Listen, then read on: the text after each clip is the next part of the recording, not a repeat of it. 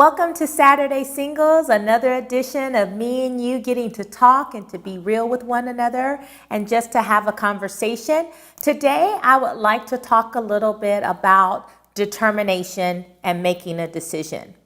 Have you ever found yourself in a place to where you had to make a decision?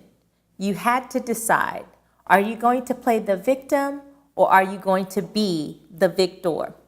So one of the things I kind of want to reference and one of the things I kind of want to look at is a couple of different passages in the Bible where it talks about people who were either determined and made a decision or people who kind of had excuses and wanted to play the victim. One story in the Bible that comes to mind was the man at the pool of Bethesda. In John 5, chapters 5, verses 7 through 15, it talks a little bit about the man who was at the pool of Bethesda. And he had been sitting there at this pool for years and years and years, waiting for the waters to be troubled and waiting for his healing. And Jesus walked up to him one day and he says, "Do you want to be made well?"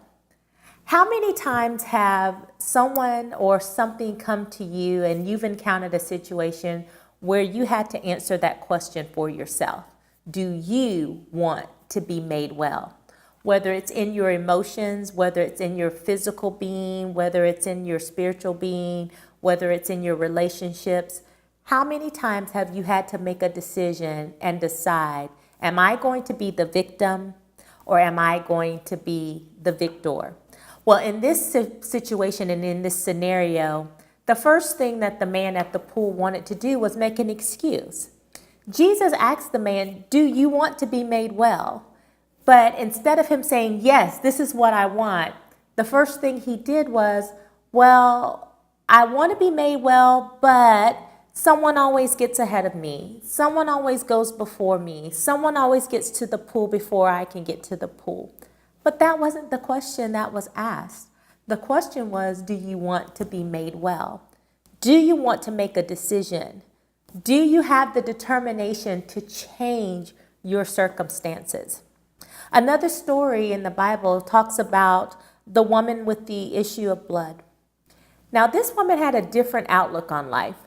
She had been ill. She had lost everything she had. She was at a place where all hope was lost. But she heard that Jesus was coming through her town.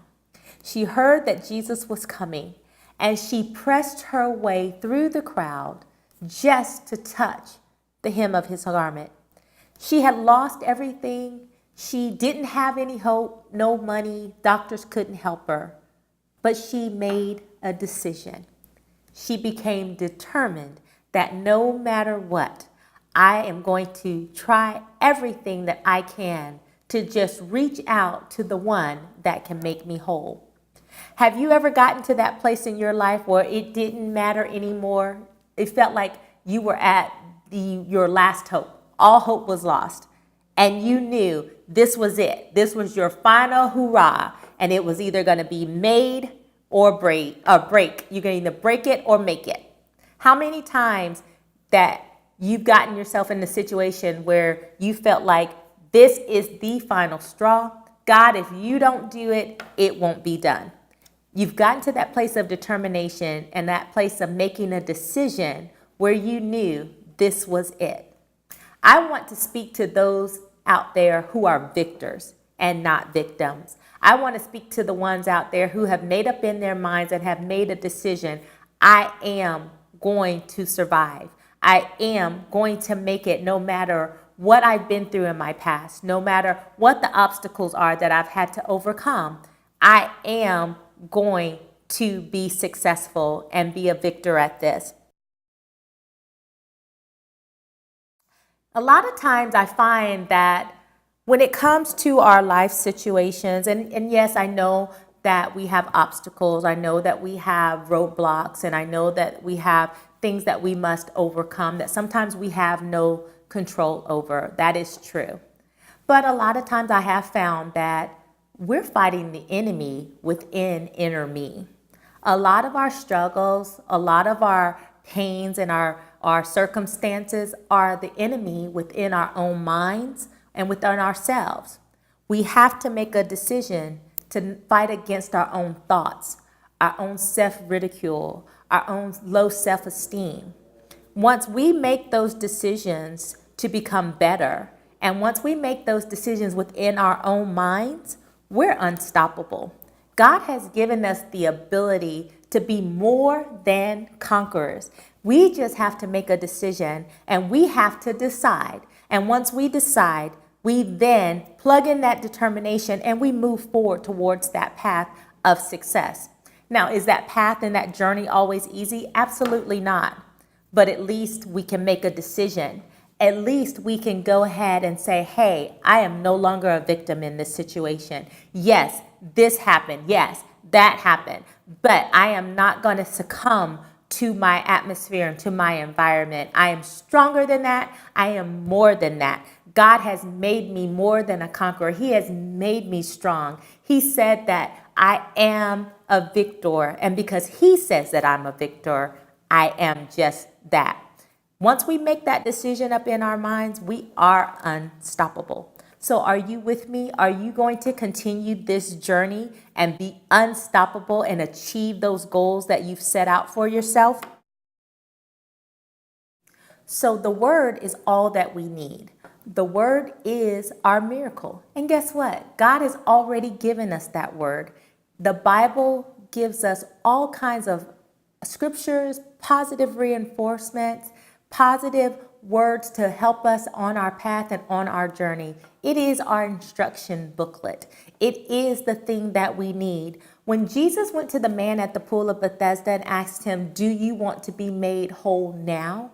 Instead of giving him excuses about who went before him or who got ahead of him or that he wasn't able to get to the pool in time, what he needed to have done was grab a hold of the word, grab a hold of the very thing that Jesus was trying to give him. Don't let someone else's priorities become your priority. And what I mean by that is the man focused on the others getting ahead of him, the others going before him. That was someone else's priority. Those people who were ahead of him and those people who got to the pool before him, they had a priority to make it to the pool while the waters were troubled so that they could get healed. So it then, because that's what his focus was and that's where he focused his attention to, he lost focus on his own very priority, which should have been his own healing. We do that a lot. We allow someone else's priorities and their activities and their day-to-day to become our priority.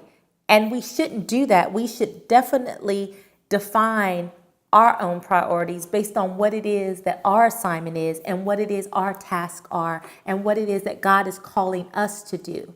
Not based on someone else's actions or someone else's assignment or someone else's words, but off of the thing that God has called you to do. The word as it relates to you, your priority. Make your assignment the priority, not someone else's. So grab hold to the word of God. Grab hold to the word that he speaks to you in relation to you, saying that you are a victor, that you are more than a conqueror, that you are strong, and that you have peace, joy, and love. Grab a hold of those things. Be determined. Make a decision. That's all it is. It's making a decision and then walking those things out. Let God be your guide. Let his word instruct you. Let him guide you. Let him give you those miracles, those things that you need. Because the word says that miracles, signs, and wonders shall follow them. But you have to what? Believe. Absolutely. So in believing, you're making a decision and you're becoming determined to walk this thing out called life. So let's continue the journey. And remember, love is a decision. It is a choice that we have to make every single day. So because God unconditionally loved me, it allows me the ability to love myself, which then allows me to love you. See you right back here next time on Saturday Singles.